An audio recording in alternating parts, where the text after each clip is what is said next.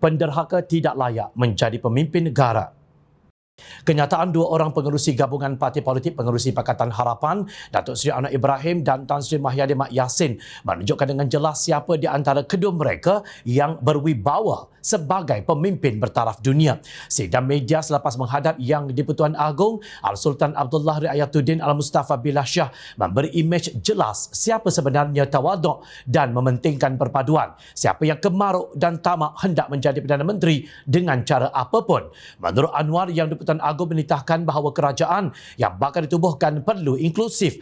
Baginda menitahkan agar kerajaan perpaduan melibatkan semua pihak termasuk kaum, agama dan juga wilayah Sabah dan Sarawak dibentuk seperti sejak dahulu lagi, sama ada semasa Datuk Seri Ismail Sabri Yaakob atau Tan Sri Mahyadin Mat Yassin. Dan kerajaan perpaduan itu istilah yang saya gunakan semalam.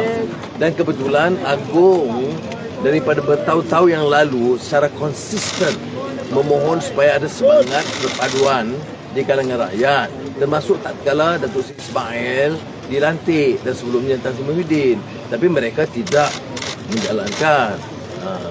Lainlah kalau saya hormat dan patuh, kata pengerusi Pakatan Harapan itu. Menurut Anwar, sehingga kini tidak ada sebarang keputusan dibuat tentang siapa yang akan dilantik oleh Agong sebagai Perdana Menteri. Bagaimanapun, beliau menegaskan masih mempunyai bilangan yang cukup untuk dilantik sebagai Perdana Menteri dan tidak berbangkit kerajaan minoriti. Mengenai berapa jumlah ahli parlimen yang bersama Pakatan Harapan, Anwar berkata hal itu telah dipersembahkan, namun pihaknya masih kekurangan majoriti.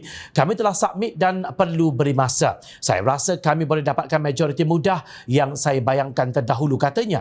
Sementara itu, Mahyadin ditemani Presiden PAS Tan Sri Abdul Hadi Awang menegaskan beliau mendapat sokongan sebanyak 115 ahli parlimen dengan akuan bersumpah atau SD yang diserahkan kepada pihak Istana Negara. Waktu kita serah mempunyai sejumlah bilangan ahli parlimen melebihi 112 yang melebihi daripada 112 yang dikehendaki dalam perlembagaan negara. Jadi sebab itu kami yakin kami sewajarnya boleh membentuk kerajaan. Tapi maklumlah, bila saya menghadap tadi ada dikatakan yang ni tidak mencukupi. Saya tidak tahu apakah sebab-sebab di sebalik itu. Tapi buktinya ada di sini, ujar beliau. Mahyadin berkata kerana dikatakan tidak ada satu pun yang mempunyai jumlah bilangan yang mencukupi. Yang di-Pertuan Agong mencadangkan supaya Perikatan Nasional bekerjasama dengan Pakatan Harapan untuk membentuk unity government atau kerajaan perpaduan. Tetapi kami telah membincang perkara itu sejak awal lagi.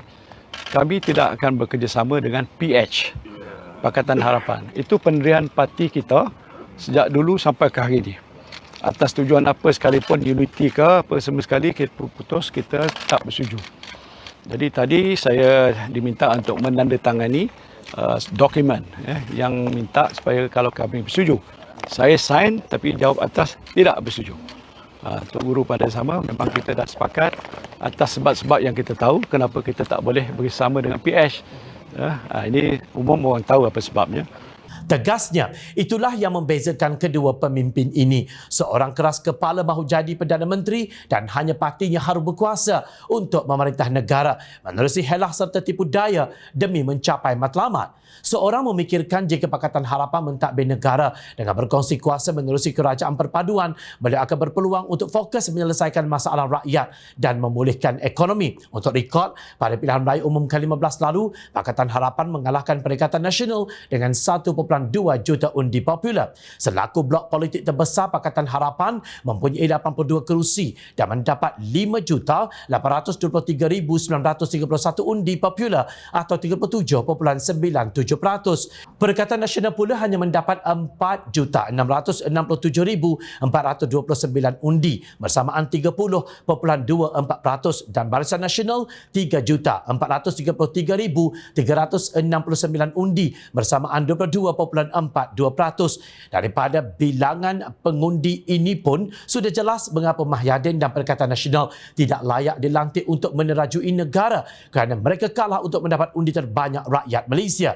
Hari ini mereka derhaka kepada Yang di-Pertuan Agong yang baik hati mencadangkan solusi untuk menyelesaikan kemelut perebutan Perdana Menteri ini kerana baginda mahu melihat kestabilan politik negara. Kalian fikirlah, adakah pemimpin Perikatan Nasional ini prihatin?